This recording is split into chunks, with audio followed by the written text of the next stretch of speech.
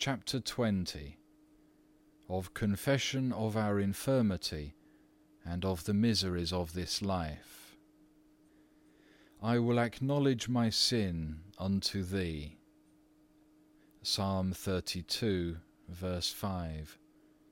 I will confess to Thee, Lord, my infirmity.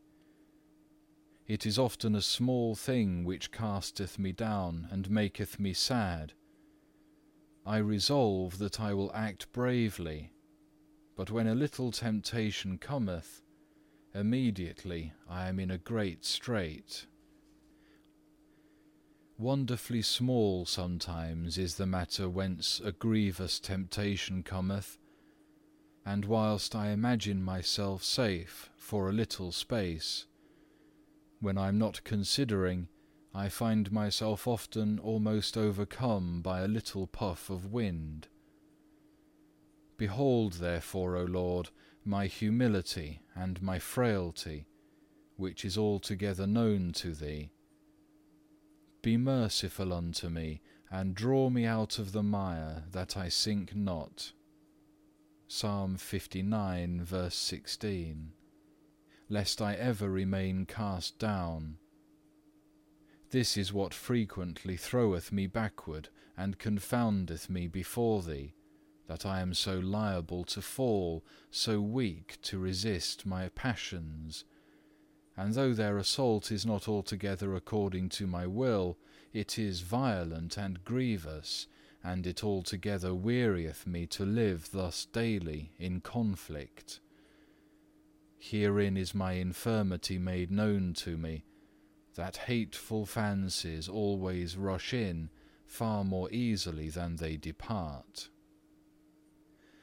O that Thou, most mighty God of Israel, lover of all faithful souls, wouldst look upon the labour and sorrow of Thy servant, and give him help in all things whereunto he striveth. Strengthen me with heavenly fortitude, lest the old man, this miserable flesh, not being yet fully subdued to the Spirit, prevail to rule over me, against which I ought to strive so long as I remain in this most miserable life. O what a life is this, where tribulations and miseries cease not, where all things are full of snares and of enemies! For when one tribulation or temptation goeth, another cometh. Yea, while the former conflict is yet raging, others come more in number and unexpected. And how can the life of man be loved, seeing that it hath so many bitter things, that it is subjected to so many calamities and miseries? How can it even be called life, when it produces so many deaths and plagues? The world is often reproached because it is deceitful and vain, yet notwithstanding it is not easily given up, because the lusts of the flesh have too much rule over it. Some draw us to love, some to hate. The lust of the flesh, the lust of the eyes, and the pride of life, these draw to love of the world. But the punishments and miseries which righteously follow these things bring forth hatred of the world and weariness.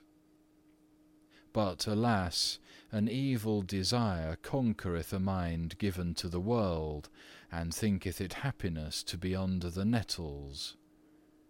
Job 30, verse 7.